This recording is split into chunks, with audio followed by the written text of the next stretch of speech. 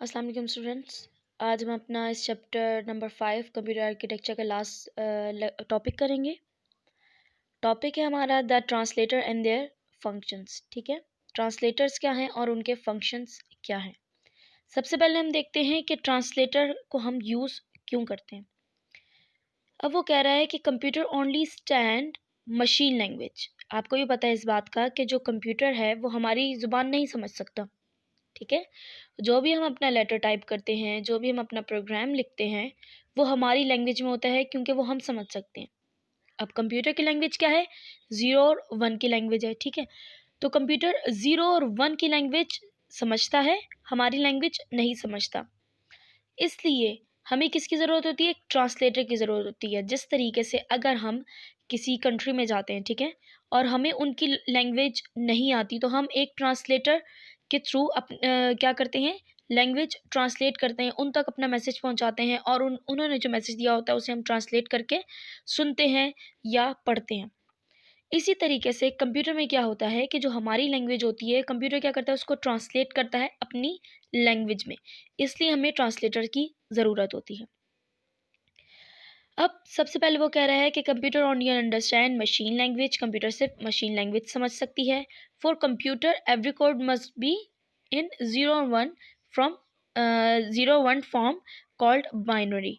ठीक है, कंप्यूटर सिर्फ किसकी लैंग्वेज समझता है? 0 और 1 की। ठीक है, कंप्यूटर सिर्फ 0 और 1 की लैंग्वेज समझता है, जिसे हम कहते हैं बाइनरी।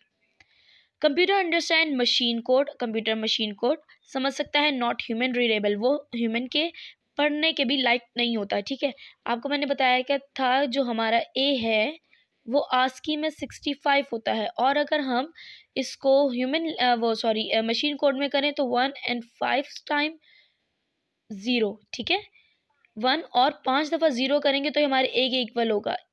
सिर्फ ए लिखने के लिए हमें 6 डिजिट्स इसमें इंक्लूड हो रहे हैं।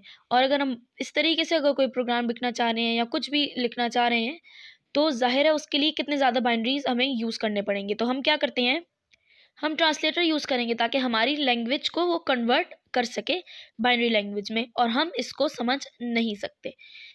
फिर वो कह रहा है कि 2 काइंड्स ऑफ लैंग्वेजेस। हमें पता है कि 2 तरह की लैंग्वेज होती है, एक हाई लेवल लैंग्वेज और एक लो लेवल लैंग्वेज।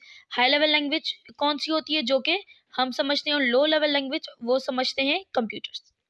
अब ट्रांसलेटर क्या है और उनका काम क्या है? A converter which convert source language to destination language. यानी एक कन्वर्टर है जो कि सोर्स लैंग्वेज वो होती है, यानी जिसमें हम अपना प्रोग्राम लिखें। ठीक है, सोर्स लैंग्वेज वो लैंग्वेज है जिसमें हमने अपना प्रोग्राम लिखा है, और उसको वो किस में कन्वर्ट करिए? डेस्टिनेशन लैंग्वेज में। डेस्टिनेशन लैंग्वेज यानी 0 और 1 लैंग्वेज। ठीक है, 0 और 1 यानी बाइनरी लैंग्वेज में कन्वर्ट करना, या बाइनरी लैंग्वेज को हम कहते हैं डेस्टिनेशन लैंग्वेज। और जो हमने लिखा होता है जिसमें प्रोग्राम, वो होता है हमारा सोर्स लैंग्वेज। ठीक है, तो कंपाइलर का काम क्या है? वो कन्वर्ट करती है सोर्स लैंग्वेज को इनटू डेस्टिनेशन लैंग्वेज। फिर आ रहा है हमारे पास provide an interface to computer to read high level language code. ठीक है, ये एक इंटरफेस प्रोवाइड करता है। इंटरफेस किस तरीके से प्रोवाइड करता है? लैंग्वेज को कन्वर्ट करके, ताकि हम हाई लेवल लैंग्वेज को रीड कर सकें। ठीक है, हाई लेवल लैंग्वेज को उसमें कन्वर्ट करके रीड कर सकें। ठीक है, लो लेवल लैंग्वेज में कन्वर्ट करके हम रीड कर सकें, ताकि जो भी उसने फंक्शंस या ऑपरेशंस उसने कहा है, हम उसको परफॉर्म कर सकें। फिर वो कह रहा है it is generally a software programmes. ये एक सॉफ्टवेयर की तरह होते हैं। ठीक है, ये सॉफ्टवेयर्स हैं। ठीक है, एज अ सॉफ्टवेयर ये कंप्यूटर में इंस्टॉल्ड होते हैं ताकि हम उसको यूज़ कर सकें। अब इसमें 3 टाइप्स के हमारे पास ट्रांसलेटर्स हैं, एक कंपाइलर, इंटरप्रेटर और असेंबलर। कितने टाइप के ट्रांसलेटर्स हैं? कंपाइलर, इंटरप्रेटर और असेंबलर। अब कंपाइलर क्या है? ठीक है, कंपाइलर एक ट्रांसलेटर है जो कि ट्रांसलेट करता है हाई लेवल से लो लैंग्वेज में। ये देखिए डायग्राम्स हैं कुछ। ये हमारे पास है हाई लेवल लैंग्वेज। ठीक है, हाई लेवल लैंग्वेज कंपाइलर में जाती है। ठीक है, कंपाइलर ने हाई लेवल लैंग्वेज ली, उसको कंपाइल किया, ट्रांसलेट किया, उस पर जो भी फंक्शंस ऑपरेट होने थे ऑपरेट किया, और फिर उसको लो लेवल लैंग्वेज में इसने कन्वर्ट कर दिया। अब इसी तरीके से जो हमारे प्रोग्राम्स होते हैं वो हमारे हाई लेवल लैंग्वेज में होते हैं। जो हमारे प्रोग्राम्स होते हैं वो हमारे हाई लेवल लैंग्वेज में होते हैं, तो वो कंपाइलर क्या करता है, उन्हें कंपाइल करता है। जब वो कंपाइल कर रहा होता है वो साथ साथ ये भी चेक कर रहा होता है कि क्या प्रोग्राम में एरर्स तो नहीं है। अगर एरर होंगे तो कंपाइलर उधर ही स्टॉप हो जाएगा और दोबारा से प्रोग्राम को कहेगा और एरर मैसेज हमें शो करेगा कि इसमें एरर्स हैं, इसको रिमूव करें। अगर प्रोग्राम में एरर्स होंगे तो कंपाइलर उधर ही स्टॉप हो जाएगा और एरर मैसेज शो करेगा कि इस प्रोग्राम में इधर इधर क्या है, एरर्स हैं। फिर प्रोग्राम को दोबारा से हम एरर रिमूव करेंगे, डीबगिंग करेंगे उसमें, ठीक है। और जब उसमें सारे हम एरर रिमूव कर देंगे तो अब दोबारा से कंपाइलर में प्रोग्राम जाएगा और वो क्या होगा, दोबारा से कंपाइल होगा। अब दोबारा से कंपाइल होगा, उसके बाद जब वो कंपाइल हो जाएगा तो एग्जीक्यूट होगा। लेकिन एग्जीक्यूशन तब होगी जब हम उसमें अपना डाटा देंगे, ठीक है। कोई प्रोग्राम मैं बना रही हूँ, मैं ऐसा प्रोग्राम बना रही हूँ जिसमें 2 वेरिएबल्स हैं हमारे पास, ए और बी। मैं कह रही हूँ इन दोनों को ऐड करना है, ठीक है। अब उसे पता चल गया, ठीक है, ऐड करना है। फिर ये क्या करेगा, ए का अलग से वैल्यू लेगा और बी के अलग से वैल्यू होगा। जो ए और बी की वैल्यू होगी वो हमारा क्या होगा, डाटा, ठीक है। अब ए बी की वैल्यू दे दी, फिर उसके बाद उसने क्या किया, एग्जीक्यूशन की, ए और बी को ऐड किया, उसके बाद उसने हमें क्या दिया, आउटपुट। अब हमारे पास जो प्रोग्राम होता है वो हमारा सोर्स कोड होता है। अभी मैंने आपको बताया था जो प्रोग्राम होता है वो हमारा सोर्स कोड होता है, यानी जो भी हम लिखते हैं वो क्या होता है, सोर्स कोड। सोर्स कोड का जो एक्सटेंशन होता है, आपने कभी भी फाइल देखी होगी, ठीक है, कंप्यूटर में आपने वो कोई भी फाइल ओपन की होगी या कोई फाइल सेव की होगी तो उसके एक्सटेंशन होते हैं डिफरेंट। एक TXT होता है, अगर पिक्चर का देखें तो JPG होता है, ठीक है। ये क्या होते हैं हमारे पास, एक्सटेंशंस। इसी तरीके से सोर्स कोड है, उसका एक्सटेंशन है .c। ये जो हमारे पास C लैंग्वेज है उसका एक्सटेंशन है .c और .cpp एक्सटेंशन है C++ लैंग्वेज का, ठीक है। ये सोर्स कोड के एक्सटेंशंस हैं।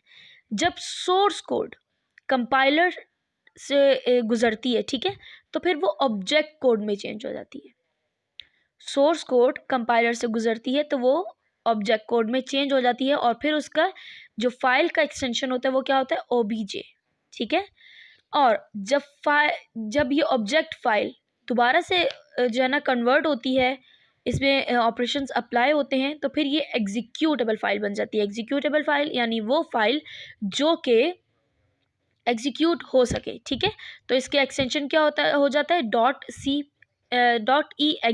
ठीक है, .exe इसका एक्सटेंशन हो जाता है। अब इसी तरीके से जब एग्जीक्यूटेबल फाइल होगी तो इसमें हमें डाटा रिक्वायर्ड है और जब डाटा इसको मिलेगा तो वो एग्जीक्यूट करके हमें आउटपुट देगी। अब इन्होंने लिखा क्या है, लिखा है कि convert high level language to low level language और मशीन डिपेंडेंट।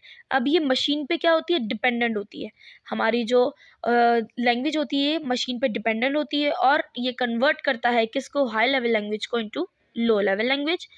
फिर वो कह रहा है कि work on a whole page at a single time. अगर मेरे पास 10,000 लाइन्स हैं या अगर मेरे पास 10 लाइन्स हैं, ठीक है, एक प्रोग्राम की मेरे पास 10,000 लाइन्स हैं या 10 लाइन्स हैं, ठीक है, वो उन दोनों को एक वक्त में ही क्या करेगा, कंपाइल करेगा। या 10 लाइन्स हो तब भी एक वक्त में, 10,000 लाइन्स हो तब भी एक वक्त में, ठीक है। ये पूरे प्रोग्राम को एक दफ़ा में ट्रांसलेट करता है। ये होल पेज को या होल प्रोग्राम को एक वक्त में ट्रांसलेट करता है।